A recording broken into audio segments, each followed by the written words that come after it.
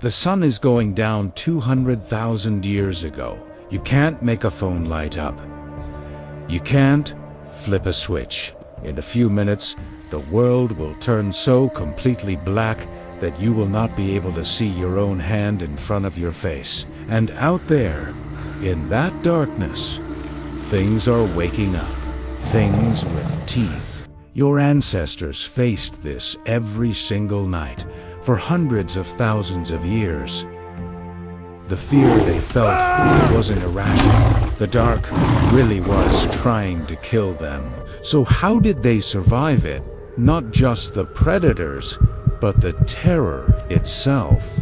The answer rewired the human brain, and you're still carrying it.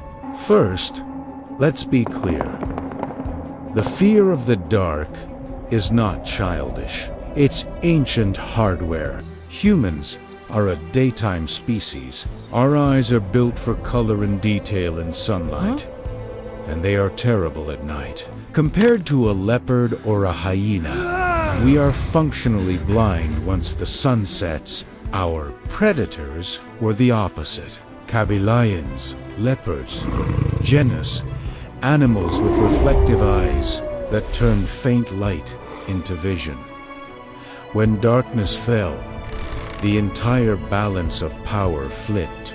By day, a human with a group and a spear was dangerous. By night, that same human was just slow, soft, blind meat. So evolution did something smart.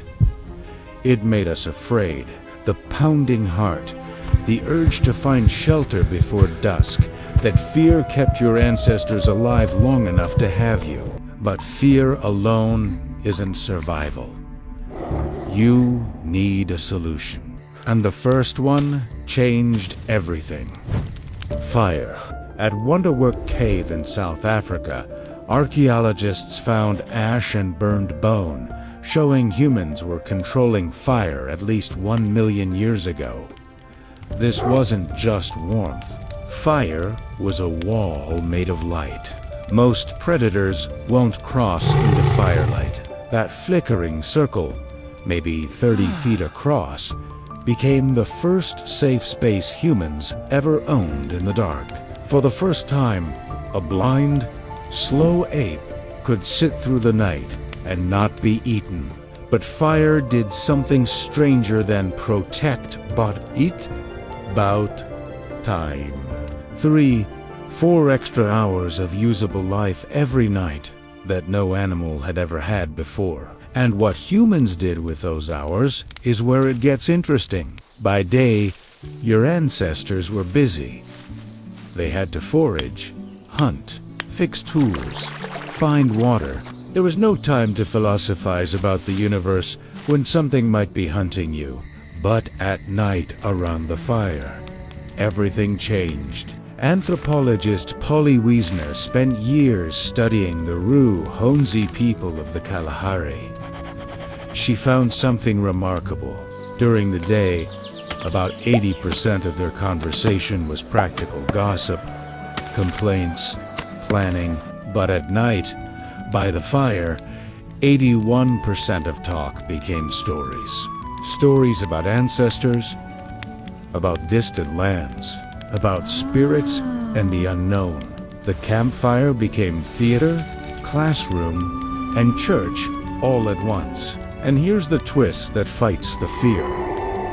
When you fill the dark with stories instead of silence, the darkness stops being empty. It becomes shared. The thing your ancestors feared most became the place they bonded most. So humans didn't just survive the dark physically. They conquered it mentally. By giving it a story, look up at the night sky. Almost every culture on Earth turned those random points of light into characters. Hunters, bears, sisters, gods. The constellations are not science. They're a coping mechanism. Hundreds of thousands of years old. The same goes for the monsters. Every culture has spirits and creatures that come out at night, We tend to think of those as superstition. But think about what they did. A nameless, formless dark is pure terror.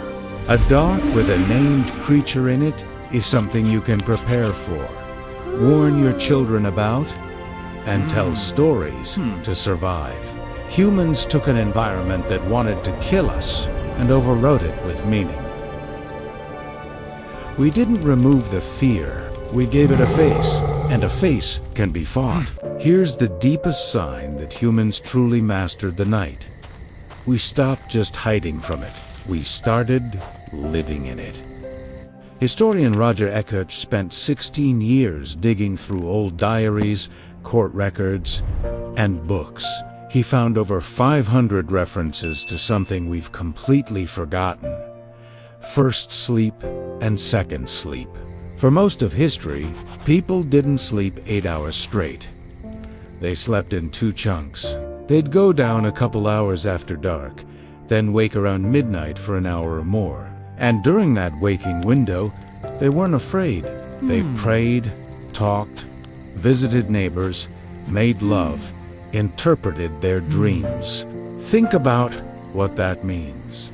The dark had become so safe, so familiar, that humans carved out a peaceful, conscious time in the very middle of the night, exactly when their ancestors would have been most terrified.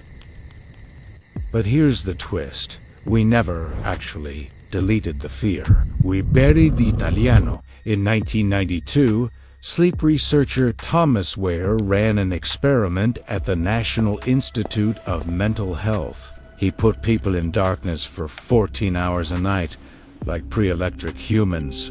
Within weeks, every single one of them naturally fell back into 2-part sleep, with a calm, almost meditative waking period in the middle.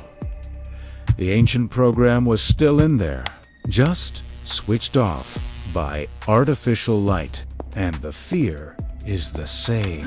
That jolt you feel walking past a dark basement, the urge to run up the stairs after turning off the light. That's not weakness. That's a 100,000-year-old survival system firing exactly as designed. You can't think it away, because it kept your entire bloodline alive. So how did prehistoric humans survive the fear of the dark?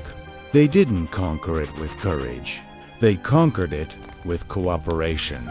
They built circles of fire so no one had to face the night alone. They filled the silence with stories so the dark would have meaning instead of just monsters.